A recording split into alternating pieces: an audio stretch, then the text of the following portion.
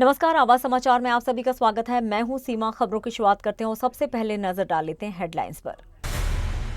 अयोध्या में राम मंदिर शिखर पर पीएम मोदी ने फहराया धर्मध्वज, बोले गुलामी की मानसिकता ने रामत्व को नकारा। अयोध्या में राम मंदिर ध्वजारोहण, मोहन भागवत बोले सदियों बाद वही ध्वज अपनी आंखों से देखा। अयोध्या में ऐतिहासिक ध्वजारोहण, रामनगरी में उमड़ा आस्था का सैलाब। सीमा बदलाव के संकेत पर पाकिस्तान नाराज, राजनाथ सिंह के बयान से मची हलचल। और रूस यूक्रेन युद्ध में कीव पर भीषण हमला, बढ़ती हिंसा के बीच शांति वार्ता पर सवाल। और अब खबरें विस्तार से।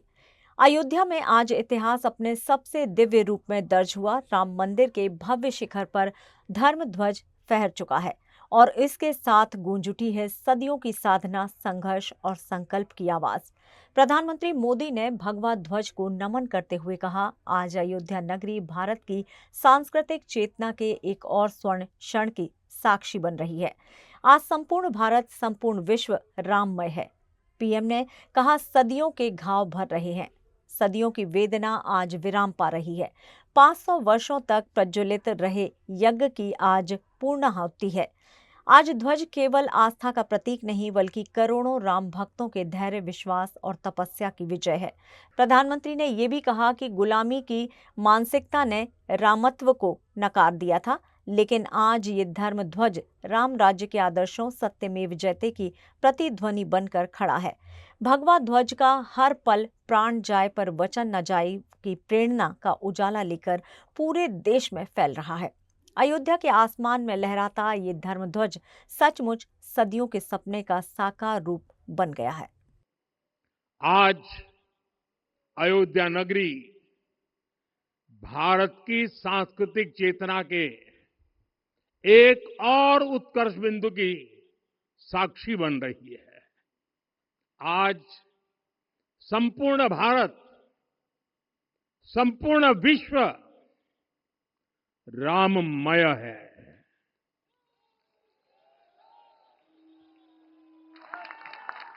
हर राम भक्त के हृदय में अद्वितीय संतोष है, असीम कृतज्ञता है, अपार अलौकिक आनंद है। सदियों के घाव भर रहे हैं, सदियों की वेदना आज विराम पा रही है। सदियों का संकल्प आज सिद्धि को प्राप्त हो रहा है।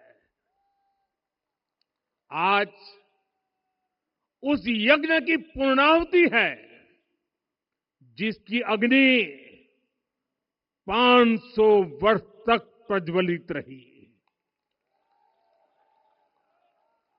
जो यज्ञ एक पल भी आस्था से डिगा नहीं, एक पल भी विश्वास से टूटा नहीं। आज भगवान श्री राम के गर्भगृह की अनंत ऊर्जा, श्री राम परिवार का दिव्य प्रताप इस धर्म ध्वजा के रूप में इस दिव्यतम भव्यतम मंदिर में प्रतिष्ठापित हुआ है। और साथियों, ये धर्म ध्वजा केवल एक ध्वजा नहीं, ये भारतीय सभ्यता के पुनर्जागरण का ध्वज है।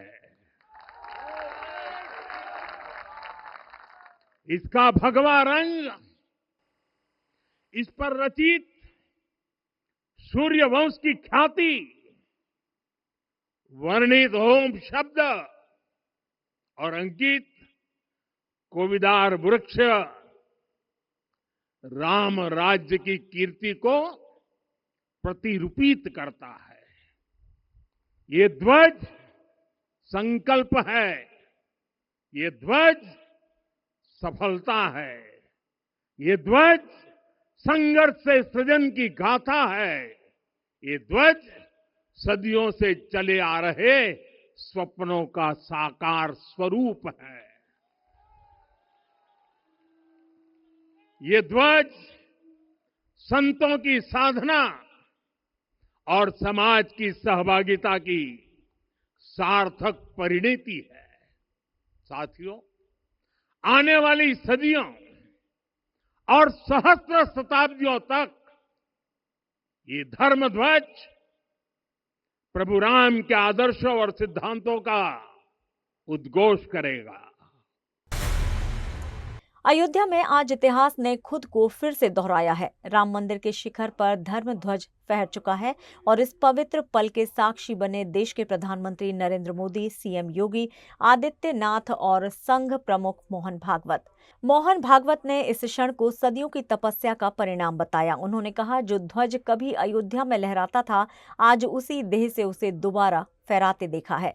भागवत के मुताबिक ये सिर्फ झंडा नहीं, राम राज्य के मूल्यों का प्रतीक है, त्याग, सेवा, सत्य और धर्म का मार्ग दिखाने वाला प्रतीक। उन्होंने बताया कि इस केसरिया धर्म ध्वज पर रघुवंश का चिन्ह मंदार कचनार वृक्ष उकेरा गया है। वही वृक्ष जो छाया भी देता है, फल भी देता है और स्वयं भू धूप में जलकर भी दूसरों का कल्याण करता है। भागवत ने कहा, झंडा ऊंचा उठ गया, सपने पूरे हो गए, राम मंदिर का कंस्ट्रक्शन पूर्ण हुआ और जिन लोगों ने अपना जीवन समर्पित किया था, आज उनकी आत्मा को शांति जरूर मिली होगी। अयोध्या में आज सिर्फ एक ध्वज नहीं, एक युग फहराया गया है। आज हम सबके लिए एक सार्थकता का दिवस है। इतने लोगों ने सपना देखा, इतने लोगों ने प्रयास किए, इतने लोगों ने अपने प्राण अर्पण किए। आज उनकी स्वर्गस्थ आत्मा तृप्त हुई होगी। आज वास्तव में अशोक जी को वहां शांति मिली होगी।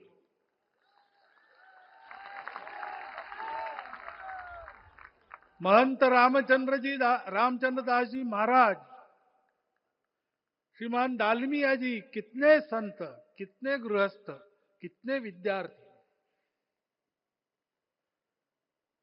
उन्होंने अपना प्राणार्पण किया, अपना पसीना बहाया।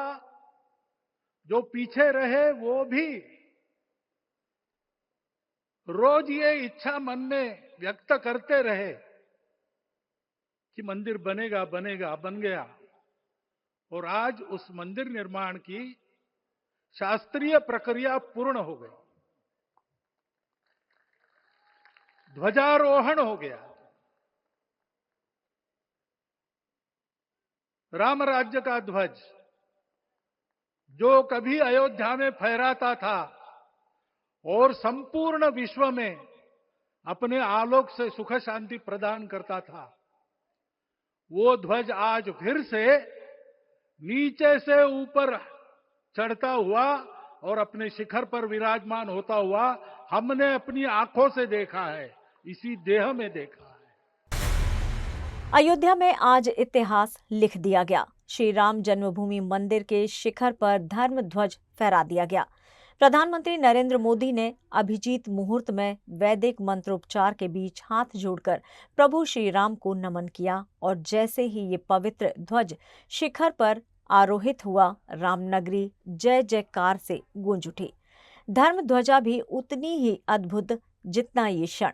22 फीट लंबा, 11 फीट चौड़ा ध्वज, जिस पर कोविदार वृक्ष, सूर्यवंश का प्रतीक और ओम अंकित है।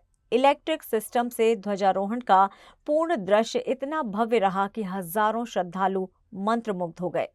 इससे पहले प्रधानमंत्री मोदी ने गर्भगृह में रामलला के दर्शन किए, पूजा अर्चना की। उनके साथ आरएसएस प्रमुख मोहन भागवत, मुख्यमंत्री योगी आदित्यनाथ और कई गणमान्य मौजूद रहे। पूरा परिसर दिव्य रोशनी, घंटों की गूंज और मंत्रों के स्वर से अलौकित था। उधर मंदिर के बाहर अयोध्या की सड़कें भी किसी महोत्सव से कम नहीं दिख रही थी। 7 सांस्कृतिक मंचों पर लोक कलाकारों का नृत्य, भजन, गायन, चारों दिशाओं में जय श्री राम की गर्जना, भक्तों का उत्साह बस देखते ही बन रहा था। ऐतिहासिक समारोह के लिए अभूतपूर्व सुरक्षा व्यवस्था की गई, कड़ी निगरानी, हजारों सुरक्षाकर्मी, लेकिन श्रद्धालुओं के जोश में कोई कमी नहीं। हर चेहरा खुश, हर दिल भाव विभोर। आज का दिन सिर्फ एक ध्वजारोहण नहीं, ये मंदिर निर्माण की पूर्णता और भारत की सांस्कृतिक आस्था का शिखर है। अयोध्या आज सचमुच इतिहास की गवाह बन गई है।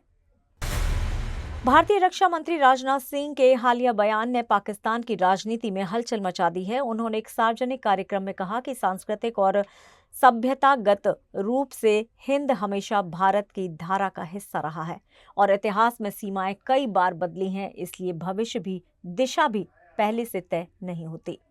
उनके इस बयान को पाकिस्तान में भारत की रणनीतिक टिप्पणी के रूप में देखा जा रहा है, जिससे राजनीतिक वर्ग में बेचैनी बढ़ गई है। सिंध के मुख्यमंत्री मुराद अली शाह इस बयान पर भड़क गए और इसे असंगत, गैर तथ्यात्मक और कल्पना आधारित कहा। उन्होंने व्यंग करते हुए कहा कि भारत के नेताओं को दिन में सपने देखना छोड़ देना चाहिए और दावा किया कि सिंध अपनी भाषा, संस्कृति और पहचान के साथ पाकिस्तान का अभिन्न हिस्सा है। मुराद अली शाह ने कहा कि 1936 में ब्रिटिश शासन ने सिंध को बॉम्बे प्रेसिडेंस से अलग करके स्वतंत्र इकाई बनाया था। तब पाकिस्तान अस्तित्व में भी नहीं आया था। उन्होंने तर्क दिया कि सिंध को अलग करने का विचार जमीन पर नहीं, केवल कल्पना में ही संभव है। दूसरी ओर राजनाथ सिंह के बयान को भारत में राजनीतिक रूप से महत्वपूर्ण माना जा रहा है, क्योंकि उन्होंने कहा है कि सभ्यताओं के रिश्ते सीमाओं में कैद नहीं होते और सिंध सांस्कृतिक रूप से भारत से कभी अलग नहीं हुआ। उन्होंने संकेत दिया कि भविष्य में सीमाओं में बदलाव संभव है और सिंध का भारत से फिर जुड़ना भी संभव है। उन्होंने ये भी कहा कि विभाजन के समय सिंधी हिंदुओं का दर्द आज भी कायम है, क्योंकि सिंध पाकिस्तान चला गया था। खबरों में यहाँ लेंगे एक छोटा सा ब्रेक, आप बने रहिए हमारे साथ।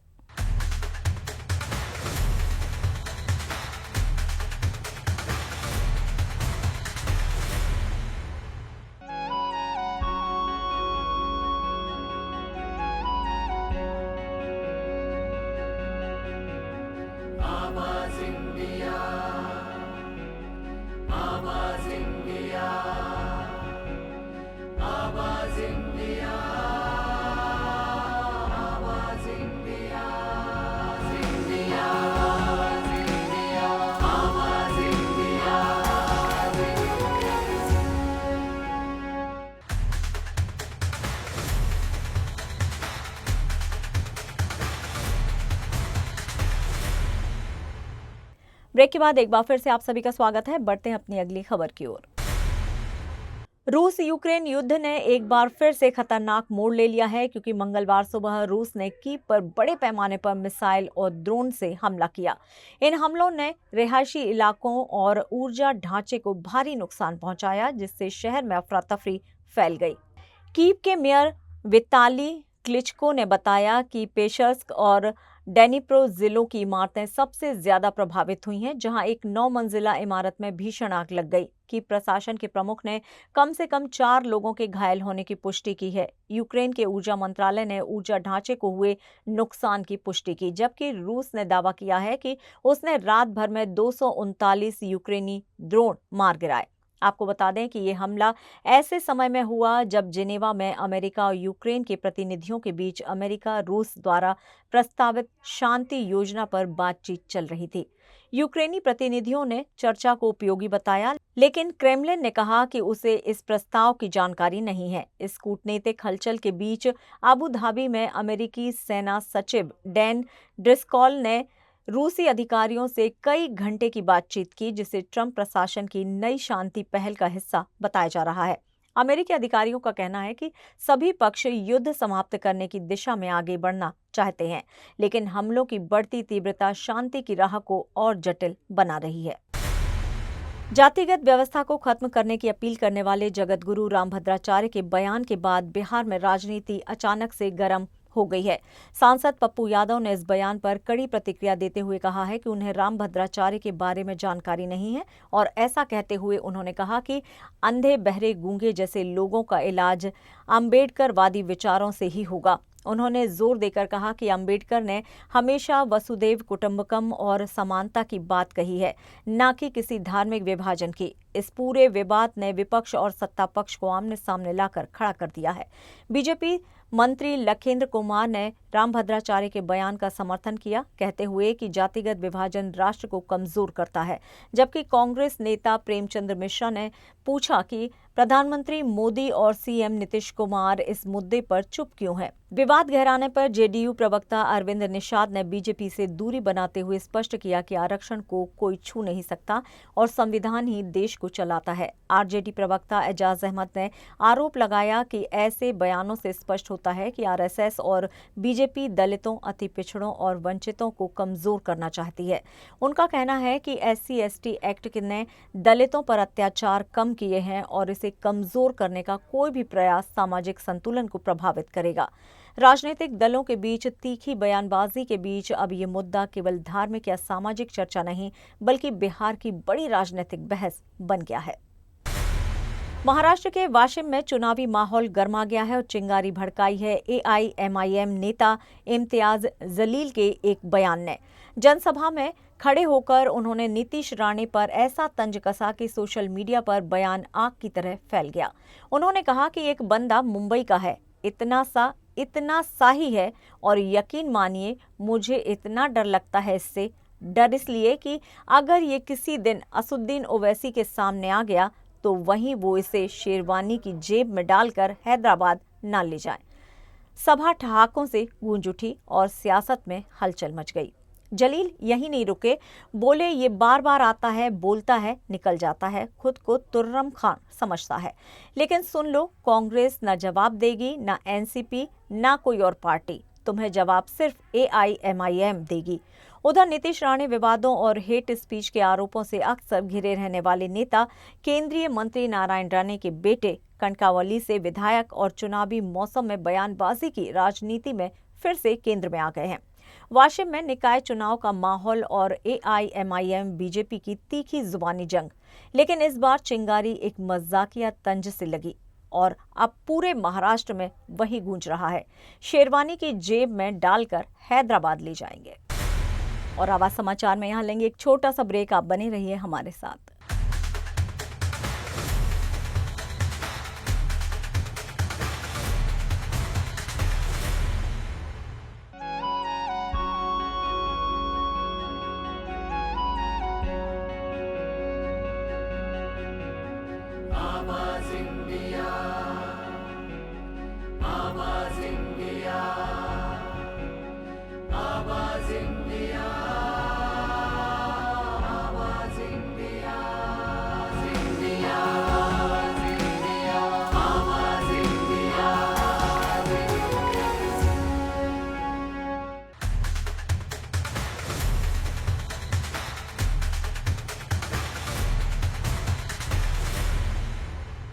ब्रेक के बाद एक बार फिर से आप सभी का स्वागत है। बढ़ते हैं अपनी अगली खबर की ओर।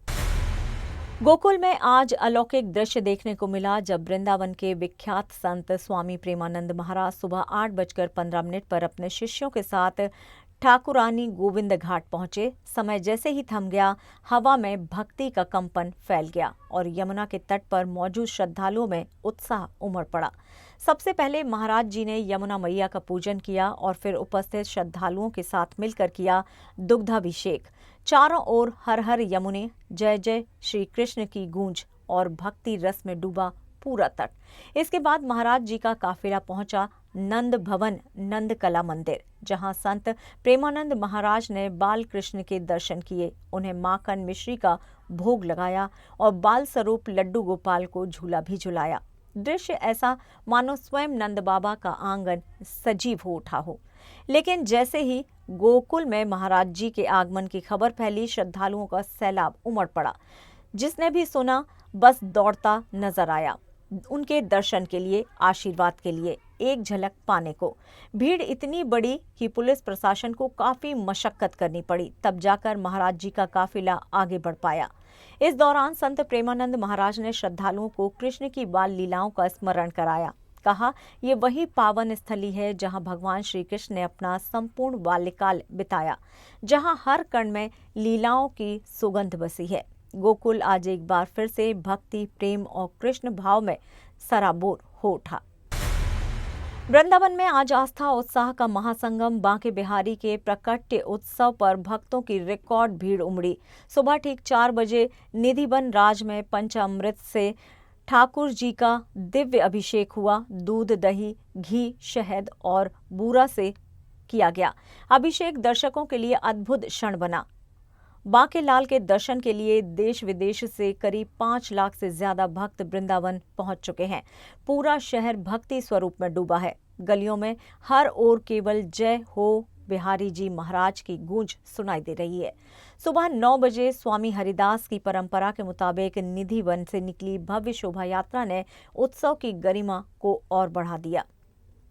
कीर्तन, नृत्य और बधाई गीतों के साथ भक्तजनों ने बांके बिहारी के प्राकट्य दिवस को दिव्य महोत्सव में बदल दिया। फूलों से सजा निधिवन राज मंदिर आज सचमुच दुल्हन की तरह सजा है। विशेष फूलों, दीपों और झालरों से पूरा परिसर जगमगा उठा है। कहते हैं बांके बिहारी की दिव्य मुद्रा भक्तों को अपने प्रेम में बांध लेती है और आज वही अनुभूति चारों ओर दिखाई दे रही थी। उत्तराखंड के पवित्र श्री बद्रीनाथ धाम में आज 6 महीने की सर्दियों की औपचारिक शुरुआत हो रही है और इसके साथ ही भगवान बद्री विशाल के कपाट कुछ ही घंटों बाद बंद कर दिए गए। दोपहर 2:56 का शुभ मुहूर्त तय है और उससे पहले 1 बजे से कपाट बंद करने की परंपरा विधिवत शुरू हुई। वेद मंत्रों की गूंज, धूप, दीप की महक और आस्था की अनगिनत परछाइयों के बीच आज पूरे धाम में एक अद्भुत और भावुक माहौल देखने को मिला। धाम को इस मौके पर 12 क्विंटल गेंदे के फूलों से सुसज्जित किया गया था। हर तरफ पीले और नारंगी रंग की चमक जैसे भक्तों की भावनाओं को भी रंग रही हो। सूरज उगा तो धाम की सीढ़ियों पर भीड़ उमड़ पड़ी। आखिरी दर्शन के लिए हजारों श्रद्धालु लगातार पहुंच रहे थे। कोई भगवान को अंतिम प्रणाम कर रहा था, कोई आंखों में आंसू लिए अगले 6 महीने की दूरी महसूस कर रहा था। मंदिर समिति ने सुरक्षा और व्यवस्था की कमान संभाली। परंपरा, अनुष्ठानों से लेकर दर्शन व्यवस्था तक हर कदम पर पूरा प्रशासन तैनात है। कपाट बंद होने के बाद भगवान बद्री विशाल की शीतकालीन पूजा जोशी मठ के पांडुरेश्वर स्थित योग ध्यान बद्री मंदिर में की जाएगी, जहां गद्दी स्थल पर भक्तों को फिर दर्शन का सौभाग्य मिलेगा। आज बद्रीनाथ में सिर्फ एक परंपरा नहीं बल्कि आस्था का एक अध्याय बंद हो रहा है, ताकि अगली गर्मियों में भक्तों की पुकार फिर यही गूंज सके। जय बद्री विशाल। क्या भारतीय महिला क्रिकेट टीम की उपकप्तान स्मृति मंधाना और संगीतकार पलाश मुच्छल की शादी वाकई किसी बड़े मोड़ पर आकर रुक गई है। शादी 23 नवंबर को होनी थी, लेकिन स्मृति के पिता श्रीनिवास मंधाना को संगीत नाइट के दौरान हार्ट अटैक आने के बाद समारोह स्थगित कर दिया गया। पलक मुच्छल ने भी पोस्ट कर साफ कहा कि शादी स्मृति के पिता की तबीयत बिगड़ने के कारण टली है, लेकिन अब नई चर्चा शुरू हो गई है जब स्मृति ने सोशल मीडिया से सगाई और प्रपोजल वाले सभी पोस्ट हटा दिए। उनकी और पलाश की कुछ तस्वीरें अभी मौजूद हैं, लेकिन खास पल साझा करने वाले पोस्ट अचानक से गायब हैं, जिससे फैंस चिंता और सवालों में घिर गए हैं। अभी तक दोनों की तरफ से इस मुद्दे पर कोई आधिकारिक बयान नहीं आया है। सवाल उठ रहे हैं कि क्या शादी की राह में सिर्फ हेल्थ इशू है या कुछ और भी है। 3 दिन पहले ही दोनों ने DY पाटिल स्टेडियम में फिल्मी अंदाज में अपने प्रपोजल का वीडियो शेयर किया था, जिससे सोशल मीडिया पर खूब सुर्खियां बटोरी थी। मुंबई से लेकर सांगली तक शादी की तैयारियां पूरी रफ्तार में थी। हल्दी, मेहंदी और संगीत की तस्वीरें वायरल हो चुकी थी, लेकिन स्मृति के पिता की तबीयत बिगड़ने के बाद उन्हें अस्पताल में भर्ती कराना पड़ा और इसी बीच पलाश की भी तबीयत खराब होने की खबर आई। हालांकि उन्हें जल्द ही डिस्चार्ज कर दिया गया। पलक मुच्छल ने अपील की है कि इस संवेदनशील समय में परिवार की प्राइवेसी का सम्मान किया जाए। फैंस अब इंतजार कर रहे हैं कि दोनों कब सामने आकर ये स्पष्ट करेंगे कि शादी सिर्फ टली है या हालात वाकई कुछ और इशारा कर रहे हैं। IPL 2026 की तैयारियों में तेजी लाते हुए लखनऊ सुपर जायंट्स ने अपने कोचिंग स्टाफ में बड़ा बदलाव किया है। टीम ने अनुभवी कोच कार्ल क्रो को स्पिन बॉलिंग कोच नियुक्त किया है, जिनकी कोचिंग में KKR के सुनील नरेन और वरुण चक्रवर्ती जैसे स्पिनर चमके थे। एलएसजी ने उनके 50वें जन्मदिन पर यह आधिकारिक घोषणा करते हुए बताया है कि वे आगामी सीजन में टीम के स्पिन डिपार्टमेंट को लीड करेंगे। क्रो ने इंग्लैंड के लिए कभी इंटरनेशनल क्रिकेट नहीं खेला, लेकिन 42 फर्स्ट क्लास मैचों में 60 विकेट और 40 लिस्ट ए मैचों में 33 विकेट लेकर उन्होंने उपयोगी घरेलू करियर बनाया है। टीम मैनेजमेंट का मानना है कि क्रो के आने से युवा और अनुभवी स्पिनरों को फायदा मिलेगा। लखनऊ सुपर जायंट्स का कोचिंग सेटअप अब और भी मजबूत दिखाई दे रहा है, जिसमें cricket director Tom Moody, strategic adviser Ken Williamson, head coach Justin Langer, assistant coach Lance Klusener और बॉलिंग कोच भरत अरुण पहले से शामिल हैं। आईपीएल 2026 ऑक्शन में एलएसजी के पास 22.95 करोड़ रुपए बचे हैं और वे अधिकतम 6 खिलाड़ी खरीद सकते हैं, जिनमें 4 विदेशी स्लॉट भी खाली हैं। ऋषभ पंत को 27 करोड़ रुपए में रिटेन कर टीम ने नया इतिहास रचा है। टीम मैनेजमेंट को उम्मीद है कि मजबूत कोचिंग स्टाफ और रणनीतिक खरीदारी के साथ इस सीजन एलएसजी एक संतुलित और खतरनाक स्क्वाड खड़ा करेगी। और फिलहाल आवाज समाचार में इतना ही, लेकिन आप देखते रहिए आवाज इंडिया। नमस्कार।